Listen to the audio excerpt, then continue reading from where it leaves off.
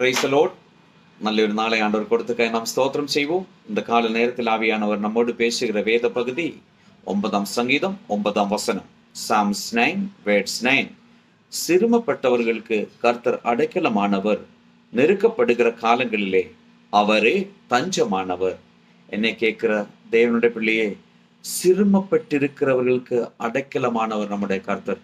நாம் சிறுமப்பட்டவர், கஷ்டப்படுகிறவர், வேதனைப்படுகிறவர், அடுத்த நாள் என்ன செய்யணும் தெரியாம தவிக்கிறவர்கள், இந்த நாள் எப்படி முன்னாடி போகணும் தெரியாம தவிக்கிற இடத்துல அவர் நெருக்கப்படுகிற காலங்களில் அவர் தஞ்சமானவராய் இறங்கி வந்த காரியங்களை வாய்க்க செய்வார்.